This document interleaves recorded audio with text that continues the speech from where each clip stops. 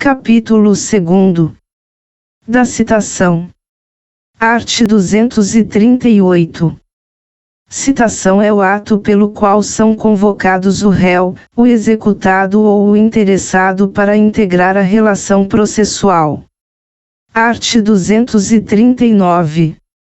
Para a validade do processo é indispensável a citação do réu ou do executado, ressalvadas as hipóteses de indeferimento da petição inicial ou de improcedência liminar do pedido.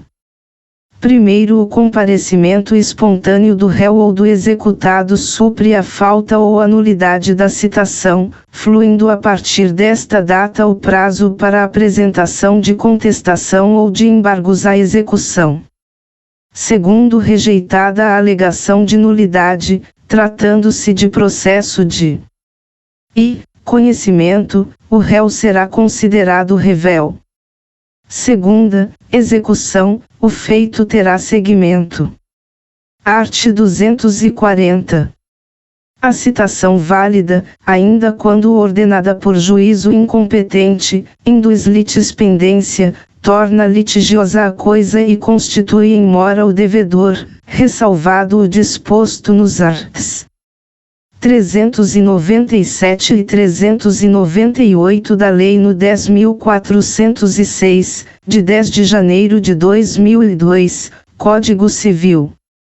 Primeiro, a interrupção da prescrição, operada pelo despacho que ordena a citação, ainda que proferido por juízo incompetente, retroagirá a data de propositura da ação.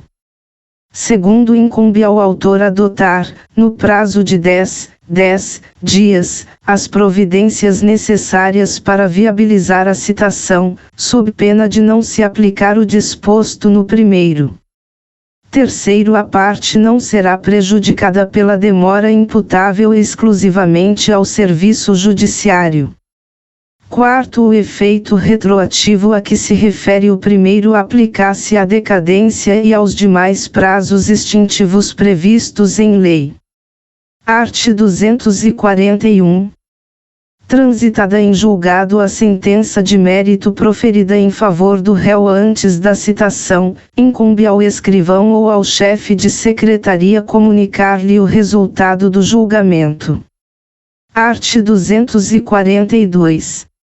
A citação será pessoal, podendo, no entanto, ser feita na pessoa do representante legal ou do procurador do réu, do executado ou do interessado. Primeiro, na ausência do citando, a citação será feita na pessoa de seu mandatário, administrador, preposto ou gerente, quando a ação se originar de atos por eles praticados. Segundo, o locador que se ausentar do Brasil sem cientificar o locatário de que deixou, na localidade onde estiver situado o imóvel, procurador com poderes para receber citação será citado na pessoa do administrador do imóvel encarregado do recebimento dos aluguéis, que será considerado habilitado para representar o locador em juízo. Terceiro, a citação da União, dos Estados, do Distrito Federal, dos municípios e de suas respectivas autarquias e fundações de direito público será realizada perante o órgão de advocacia pública responsável por sua representação judicial. Art. 243. A citação poderá ser feita em qualquer lugar em que se encontre o réu, o executado ou o interessado. Parágrafo único. O militar em serviço ativo será citado na unidade em que estiver servindo, se não for conhecida sua residência ou nela não for encontrado. Art. 244. Não se fará a citação, salvo para evitar o perecimento do direito de quem estiver participando de ato de culto religioso. Segunda, de cônjuge, de companheiro ou de qualquer parente do morto, consanguíneo ou afim, em linha reta ou na linha colateral em segundo grau, no dia do falecimento e nos 7 dias seguintes. Terceira, de noivos, nos 3 3. Primeiros dias seguintes ao casamento. Quarta, de doente, enquanto grave o seu estado. Art. 245. Não se fará citação quando se verificar que o citando é mentalmente incapaz ou está impossibilitado de recebê-la.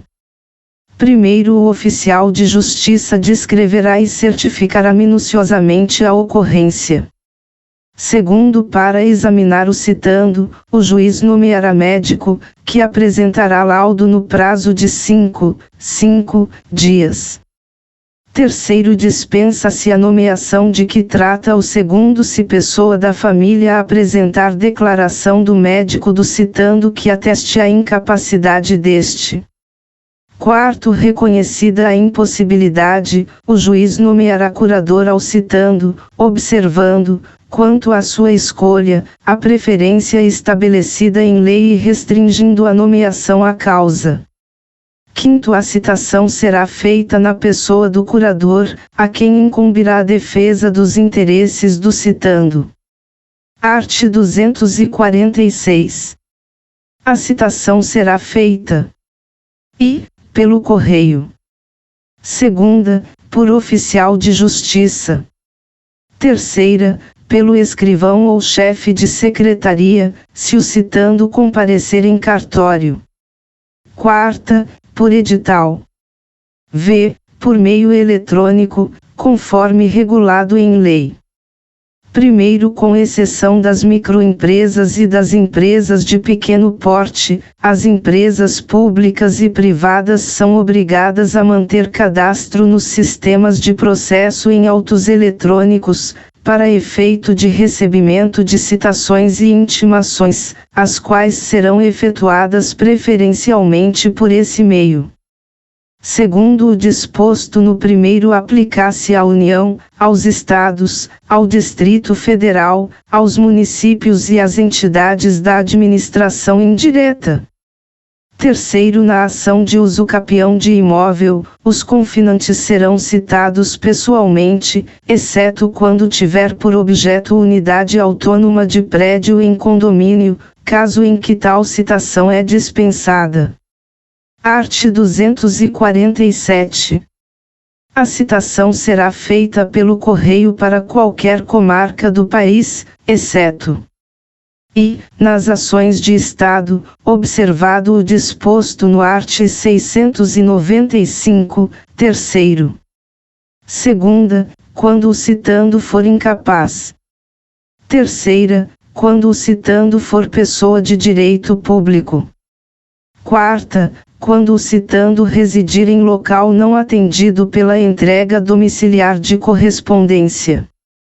V. Quando o autor, justificadamente, a requerer de outra forma. Art. 248.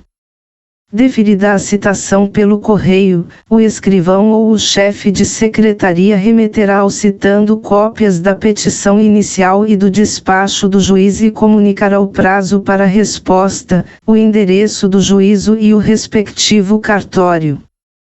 Primeiro, a carta será registrada para entrega ao citando, exigindo-lhe o carteiro, ao fazer a entrega, que assine o recibo. Segundo, sendo o citando pessoa jurídica, será válida a entrega do mandado à pessoa com poderes de gerência geral ou de administração ou, ainda, a funcionário responsável pelo recebimento de correspondências. Terceiro, da carta de citação no processo de conhecimento constarão os requisitos do art. 250. Quarto, nos condomínios edilícios ou nos loteamentos com controle de acesso, será válida a entrega do mandado a funcionário da portaria responsável pelo recebimento de correspondência, que, entretanto, poderá recusar o recebimento, se declarar, por escrito, sob as penas da lei, que o destinatário da correspondência está ausente. Art. 249. A citação será feita por meio de oficial de justiça nas hipóteses previstas neste Código ou em lei, ou quando frustrada a citação pelo correio. Art. 250. O mandado que o oficial de justiça tiver de cumprir conterá e os nomes do autor e do citando e seus respectivos domicílios ou residências. Segunda, a finalidade da citação, com todas as especificações constantes da petição inicial, bem como a menção do prazo para contestar, sob pena de revelia, ou para embargar a execução. Terceira, a aplicação de sanção para o caso de descumprimento da ordem, se houver. Quarta, se for o caso, a intimação do citando para comparecer, acompanhado de advogado ou de defensor público, à audiência de conciliação ou de mediação, com a menção do dia, da hora e do lugar do comparecimento. V. A cópia da petição inicial, do despacho ou da decisão que deferir tutela provisória. Sexta, a assinatura do escrivão ou do chefe de secretaria e a declaração de que o subscreve por ordem do juiz. Art. 251. Incumbe ao oficial de justiça procurar o citando e, onde o encontrar, citá-lo. E, lendo-lhe o mandado e entregando-lhe a contrafé. Segunda, portando por fé se recebeu ou recusou a contrafé. Terceira, obtendo a nota de ciente ou certificando que o citando não a apus no mandado. Art. 252. Quando, por duas vezes, o oficial de justiça houver procurado o citando em seu domicílio ou residência sem o encontrar, deverá, havendo suspeita de ocultação, intimar qualquer pessoa da família ou, em sua falta, qualquer vizinho de que, no dia útil imediato, voltará a fim de efetuar a citação, na hora que designar. Parágrafo único. Nos condomínios edilícios ou nos loteamentos com controle de acesso, será válida a intimação a que se refere o caput feita a funcionário da portaria responsável pelo recebimento de correspondência. Art. 253. No dia e na hora designados, o oficial de justiça, independentemente de novo despacho, comparecerá ao domicílio ou à residência do citando a fim de realizar a diligência. Primeiro, se o citando não estiver presente, o oficial de justiça procurará informar-se das razões da ausência, dando por feita a citação, ainda que o citando se tenha ocultado em outra comarca, seção ou subseção judiciárias. Segundo, a citação com hora certa será efetivada mesmo que a pessoa da família ou o vizinho que houver sido intimado esteja ausente, ou se, embora presente, a pessoa da família ou o vizinho se recusar a receber o mandado. Terceiro, da certidão da ocorrência, o oficial de justiça deixará contrafé com qualquer pessoa da família ou vizinho, conforme o caso, declarando-lhe o nome.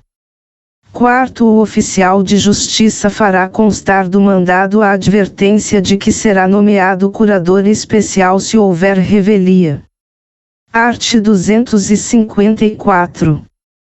Feita a citação com hora certa, o escrivão ou chefe de secretaria enviará ao réu, executado ou interessado, no prazo de 10 dias, contado da data da juntada do mandado aos autos, carta, telegrama ou correspondência eletrônica, dando-lhe de tudo ciência. Art. 255. Nas comarcas contíguas de fácil comunicação e nas que se situem na mesma região metropolitana, o oficial de justiça poderá efetuar, em qualquer delas, citações, intimações, notificações, penhoras e quaisquer outros atos executivos. Art. 256. A citação por edital será feita. E, quando desconhecido ou incerto o citando. Segunda, quando ignorado, incerto ou inacessível o lugar em que se encontrar o citando. Terceira, nos casos expressos em lei. Primeiro, considera-se inacessível, para efeito de citação por edital, o país que recusar o cumprimento de carta rogatória. Segundo, no caso de ser inacessível o lugar em que se encontrar o réu, a notícia de sua citação será divulgada também pelo rádio, se na comarca houver emissora de radiodifusão.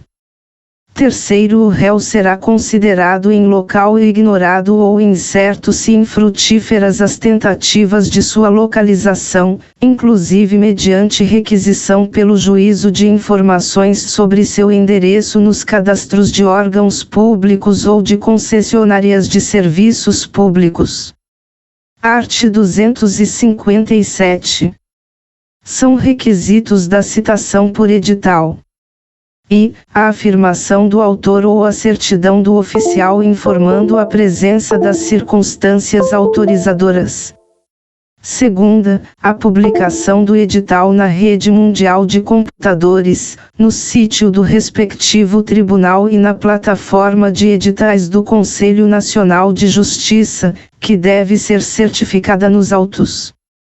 Terceira, a determinação, pelo juiz, do prazo, que variará entre 20 e 60 dias, fluindo da data da publicação única ou, havendo mais de uma, da primeira. Quarta, a advertência de que será nomeado curador especial em caso de revelia. Parágrafo único. O juiz poderá determinar que a publicação do edital seja feita também em jornal local de ampla circulação ou por outros meios, considerando as peculiaridades da comarca, da seção ou da subseção judiciárias. Art. 258. A parte que requerer a citação por edital, alegando dolosamente a ocorrência das circunstâncias autorizadoras para sua realização, incorrerá em multa de 5 vezes o salário mínimo. Parágrafo único. A multa reverterá em benefício do citando. Art. 259. Serão publicados editais. E, na ação de uso capião de imóvel. Segunda, na ação de recuperação ou substituição de título ao portador. Terceira, em qualquer ação em que seja necessária, por determinação legal, a provocação, para participação no processo, de interessados incertos ou desconhecidos. Capítulo 3. Das cartas. Art. 260. São requisitos das cartas de ordem, precatória e rogatória. E, a indicação dos juízes de origem e de cumprimento do ato. Segunda, o inteiro teor da petição, do despacho judicial e do instrumento do mandato conferido ao advogado. Terceira, a menção do ato processual que lhe constitui o objeto. Quarta, o encerramento com a assinatura do juiz. Primeiro, o juiz mandará trasladar para a carta quaisquer outras peças, bem como instruí-la com mapa, desenho ou gráfico, sempre que esses documentos devam ser examinados, na diligência, pelas partes, pelos peritos ou pelas testemunhas. Segundo, quando o objeto da carta for exame pericial sobre documento, este será remetido em original, ficando nos autos reprodução fotográfica. Terceiro, a carta arbitral atenderá, no que couber, aos requisitos a que se refere o caput e será instruída com a convenção de arbitragem e com as provas da nomeação do árbitro e de sua aceitação da função. Art. 261. Em todas as cartas o juiz fixará o prazo para cumprimento, atendendo à facilidade das comunicações e à natureza da diligência. Primeiro, as partes deverão ser intimadas pelo juiz do ato de expedição da carta. Segundo expedida a carta, as partes acompanharão o cumprimento da diligência perante o juízo destinatário, ao qual compete a prática dos atos de comunicação. Terceiro, a parte a quem interessar o cumprimento da diligência cooperará para que o prazo a que se refere o caput seja cumprido. Art. 262. A carta tem caráter itinerante, podendo, antes ou depois de lhe ser ordenado o cumprimento, ser encaminhada a juízo diverso do que dela consta, a fim de se praticar o ato. Parágrafo único. O encaminhamento da carta a outro juízo será imediatamente comunicado ao órgão expedidor, que intimará as partes. Art. 263. As cartas deverão, preferencialmente, ser expedidas por meio eletrônico, caso em que a assinatura do juiz deverá ser eletrônica, na forma da lei. Art. 264.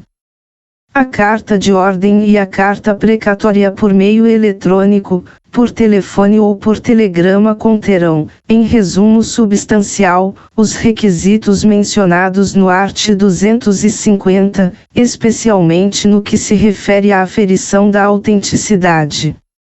Art. 265. O secretário do tribunal, o escrivão ou o chefe de secretaria do juízo deprecante transmitirá, por telefone, a carta de ordem ou a carta precatória ao juízo em que houver de se cumprir o ato, por intermédio do escrivão do primeiro ofício da primeira vara, se houver na comarca mais de um ofício ou de uma vara, observando-se, quanto aos requisitos, o disposto no art. 264. Primeiro o escrivão ou o chefe de secretaria, no mesmo dia ou no dia útil imediato, telefonará ou enviará mensagem eletrônica ao secretário do tribunal, ao escrivão ou ao chefe de secretaria do juízo deprecante, lendo-lhe os termos da carta e solicitando-lhe que os confirme. Segundo, sendo confirmada, o escrivão ou o chefe de secretaria submeterá a carta a despacho. Art. 266.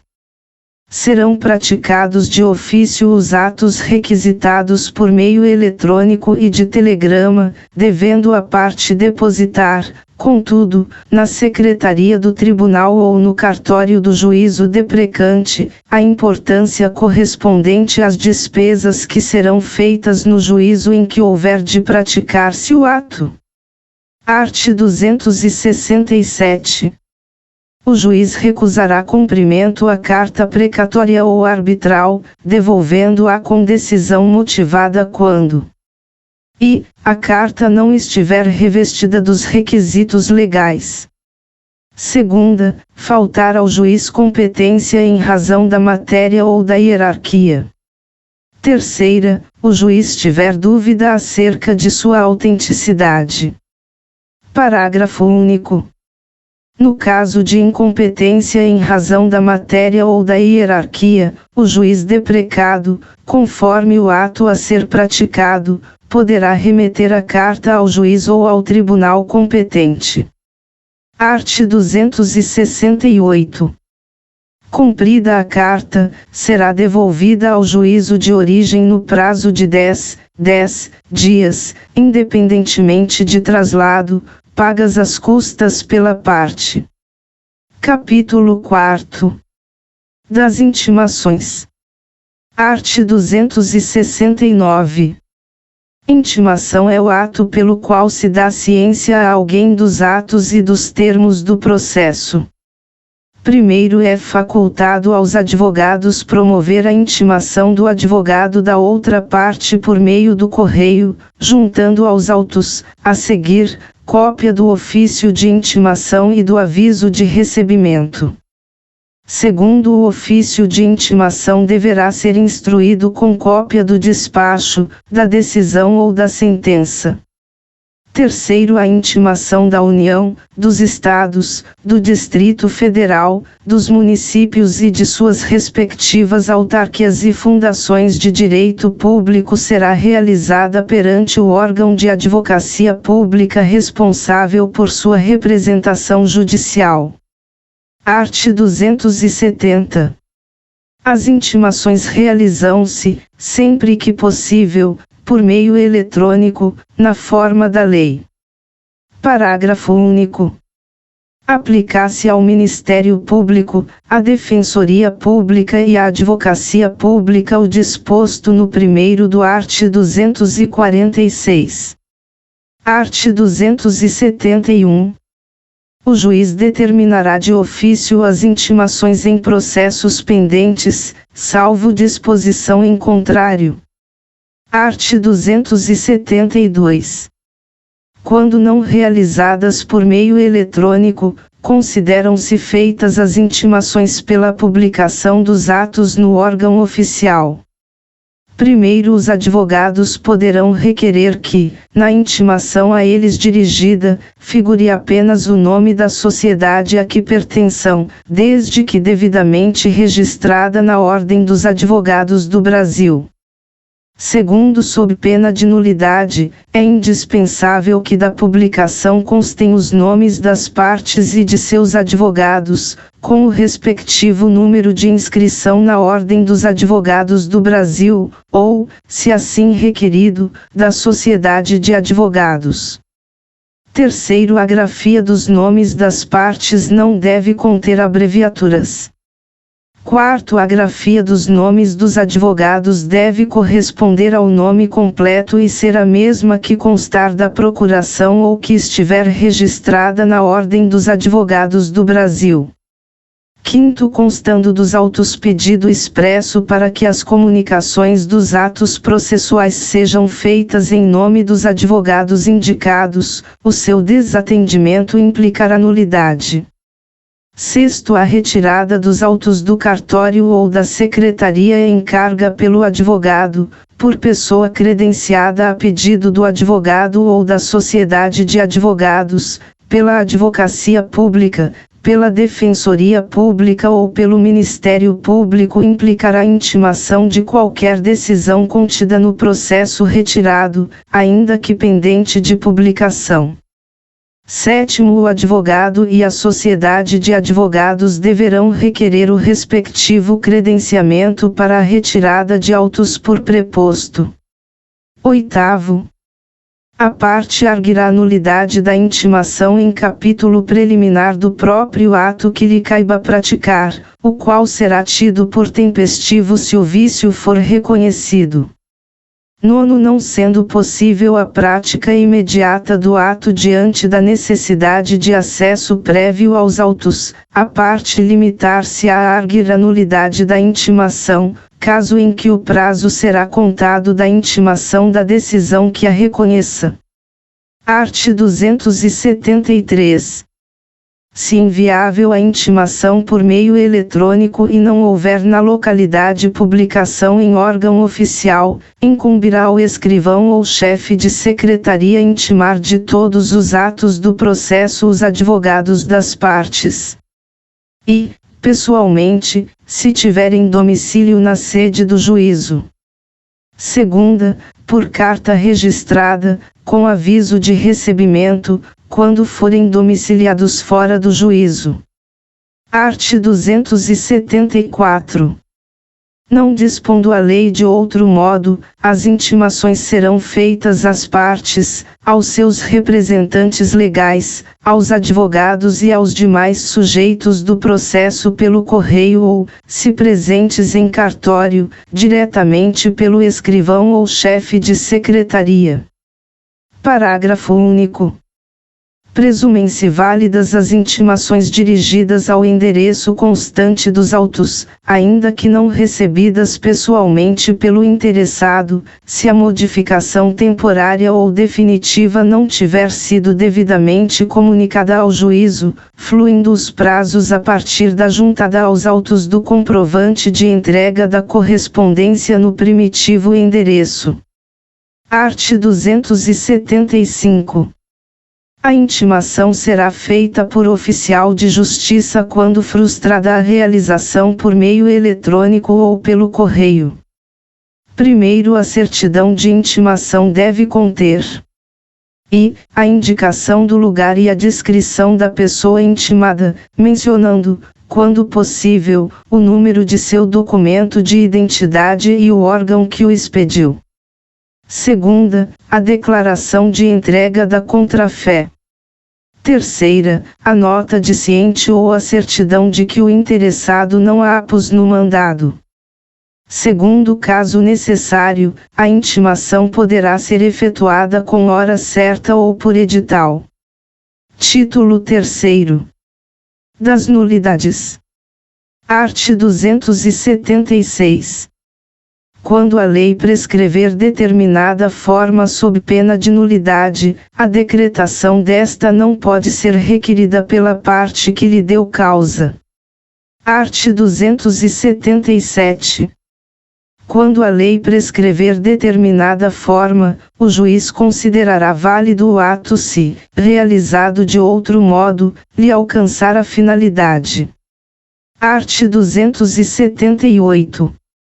A nulidade dos atos deve ser alegada na primeira oportunidade em que couber à parte falar nos autos, sob pena de preclusão.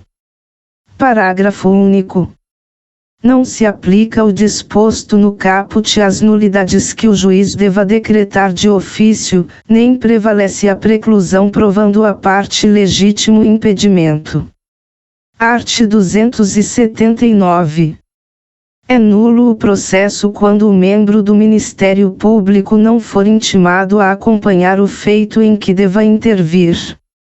Primeiro, se o processo tiver tramitado sem conhecimento do membro do Ministério Público, o juiz invalidará os atos praticados a partir do momento em que ele deveria ter sido intimado. Segundo, a nulidade só pode ser decretada após a intimação do Ministério Público, que se manifestará sobre a existência ou a inexistência de prejuízo. Art. 280. As citações e as intimações serão nulas quando feitas sem observância das prescrições legais. Art. 281. Anulado o ato, consideram-se de nenhum efeito todos os subsequentes que dele dependam. Todavia, a nulidade de uma parte do ato não prejudicará as outras que dela sejam independentes. Art. 282. Ao pronunciar a nulidade, o juiz declarará que atos são atingidos e ordenará as providências necessárias a fim de que sejam repetidos ou retificados. Primeiro, o ato não será repetido nem sua falta será suprida quando não prejudicar a parte. Segundo, quando puder decidir o mérito a favor da parte a quem aproveite a decretação da nulidade, o juiz não a pronunciará nem mandará repetir o ato ou suprir-lhe a falta.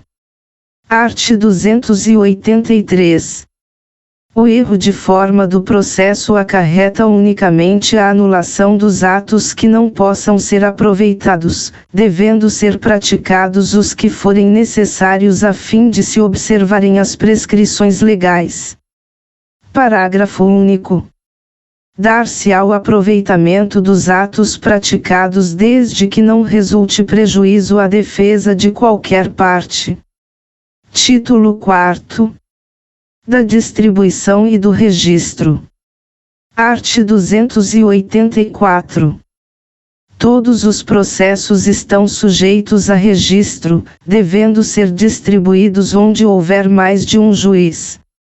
Art. 285. A distribuição, que poderá ser eletrônica, será alternada e aleatória, obedecendo-se rigorosa igualdade. Parágrafo único. A lista de distribuição deverá ser publicada no Diário de Justiça. Art. 286. Serão distribuídas por dependência as causas de qualquer natureza. E, quando se relacionarem, por conexão ou continência, com outra já ajuizada. Segunda, quando, tendo sido extinto o processo sem resolução de mérito, for reiterado o pedido, ainda que em litisconsórcio com outros autores ou que sejam parcialmente alterados os réus da demanda. Terceira, quando houver ajuizamento de ações nos termos do art. 55, terceiro, ao juízo prevento. Parágrafo único. Havendo intervenção de terceiro, reconvenção ou outra hipótese de ampliação objetiva do processo, o juiz, de ofício, mandará proceder à respectiva anotação pelo distribuidor. Art. 287. A petição inicial deve vir acompanhada de procuração, que conterá os endereços do advogado, eletrônico e não eletrônico. Parágrafo único. Dispensa-se a juntada da procuração. E, no caso previsto no art. 104. Segunda, se a parte estiver representada pela Defensoria Pública. Terceira, se a representação decorrer diretamente de norma prevista na Constituição Federal ou em lei. Art. 288. O juiz, de ofício ou a requerimento do interessado, corrigirá o erro ou compensará a falta de distribuição. Art. 289. A distribuição poderá ser fiscalizada pela parte, por seu procurador, pelo Ministério Público e pela Defensoria Pública. Art. 290. Será cancelada a distribuição do feito se a parte, intimada na pessoa de seu advogado, não realizar o pagamento das custas e despesas de ingresso em 15 dias. Título V. Do valor da causa. Art. 291. A toda causa será atribuído valor certo, ainda que não tenha conteúdo econômico imediatamente aferível. Art. 292. O valor da causa constará da petição inicial ou da reconvenção e será. E, na ação de cobrança de dívida, a soma monetariamente corrigida do principal, dos juros de mora vencidos e de outras penalidades, se houver, até a data de propositura da ação. Segunda, na ação que tiver por objeto a existência, a validade, o cumprimento, a modificação, a resolução, a resilição ou a rescisão de ato jurídico, o valor do ato ou o de sua parte controvertida. Terceira, na ação de alimentos, a soma de 12 prestações mensais pedidas pelo autor. Quarta, na ação de divisão, de demarcação e de reivindicação, o valor de avaliação da área ou do bem objeto do pedido. V. Na ação indenizatória, inclusive a fundada em dano moral, o valor pretendido. Sexta, na ação em que a acumulação de pedidos, a quantia correspondente à soma dos valores de todos eles. Sétima, na ação em que os pedidos são alternativos, o de maior valor. Oitava, na ação em que houver pedido subsidiário, o valor do pedido principal. Primeiro, quando se pedirem prestações vencidas e vincendas, considerar-se-á o valor de umas e outras. Segundo, o valor das prestações vincendas será igual a uma prestação anual, se a obrigação for por tempo indeterminado ou por tempo superior a um ano, e, se por tempo inferior, será igual à soma das prestações. Terceiro, o juiz corrigirá, de ofício e por arbitramento, o valor da causa quando verificar que não corresponde ao conteúdo patrimonial em discussão ou ao proveito econômico perseguido pelo autor, caso em que se procederá ao recolhimento das custas correspondentes. Art. 293. O réu poderá impugnar, em preliminar da contestação, o valor atribuído à causa pelo autor, sob pena de preclusão, e o juiz decidirá a respeito, impondo, se for o caso, a complementação das custas.